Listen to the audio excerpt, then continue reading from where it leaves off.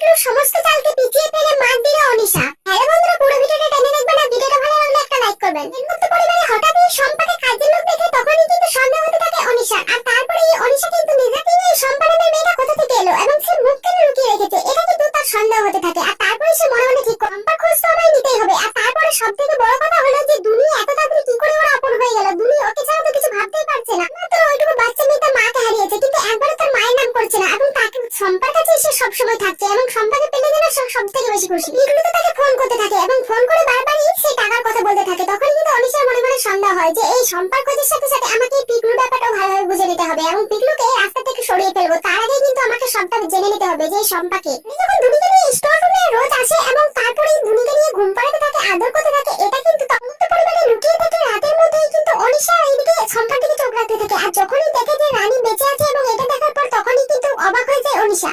তাই নিচে বাড়ি ছড়ে যায় এবং সব বুঝে যায় যে তাহলে পিকলু এর সাথে মিশে আছে আর তাকে এর জন্য টাকার হুমকি দিচ্ছে। সে একটা নতুন চাল চালতে শুরু করে যে আমাকে তারা এরকম করছে এবং দেখো আমি কি করি, এবং অলক্ষণের সাথে সে নতুন একটা প্ল্যান তৈরি করে টাকা দেওয়ার জন্য সেখানে ডেকে পাঠিয়ে দেয় এবং তারপরেই কিন্তু টাকাও দিয়ে দেয় এবং তারপরে কিছু গুন্ডাদের মারার একটা প্ল্যান করে এবং সেই প্ল্যানটা পুরোপুরি নাটক। সে জানতো যে রানী তাকে বাঁচাতে আসবে আমি যখন তাকে টাকা দিতে আসবো এবং সমস্ত ঘটনা সে রেকর্ড করে নেয় ফোনে। এখান থেকে চলে যায় আর রানী যে পিকলুকে বাঁচিয়েছে সেগুলো কিন্তু সবটাই রেকর্ড করে নেয় অনিশা।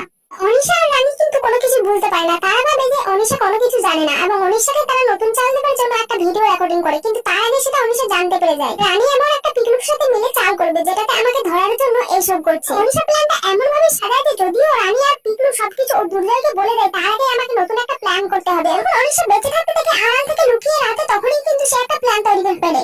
সেনকে দিয়ে সে একটা চক্রান্ত করে এবং দুর্জয় নিয়ে নানা রকমের সে রিপোর্ট বানাতে শুরু করে দেয়। রানী আর পিকলু সমস্ত কিছু ঘটনা এসে দুর্জয়কে বলে দেয় এবং পুলিশকে বলে দেয়। তার আগে কিন্তু দুর্জয়ের কথা যেন কেউ বিশ্বাস না করে পরিবারের দুর্জয়কে মেন্টাল প্রমাণ করার জন্য এই রিপোর্টগুলো বানিয়ে ফেলে অনিশা এবং দুর্জয়কে কোনো কিছু বুঝতে দেয় না। যত তাড়াতাড়ি সম্ভব হয়তো দুর্জয়কে আমি বিয়ে করে ফেলবো, আর না হলে যদি দুর্জয় জেনেও যায় তাহলে আমি পুলিশের সামনে এটা মেন্টাল প্রমাণ করে দেবো। সেন তো এগুলো করতে না চাইলে তখনই কিন্তু ডক্টর সেনকে নানা রকম কথা বলে এবং ধমকি দিয়ে এই কাজের জন্য রাজি করে ফেলে। ডক্টর সেনও আর কোনো কিছু বলতে পারে না অনিশার কথায়। সে বলে পিকলু আর রানী তোমরা মনে মনে করেছিলে আমাকে মার দেবে তাই না, এবার দেখো তোমাদের কি আমি কিভাবে উল্টো চালে মার দিই। যতই রেকর্ডিং করে থাকো সমস্ত রেকর্ডিং আমার কাছে ফেল হয়ে যাবে, কারণ আমি তোমাকে পিকলুর সাথে এমন ভাবে ফাঁসিয়ে দেবো যে দুর্জয় তোমার কোনো কথা বিশ্বাস করবে না। আর যদিও সবকিছু ভিডিও দেখে বিশ্বাস করে ফেলে তাহলে দুর্জয়কে আমি মেন্টাল প্রমাণ করবো।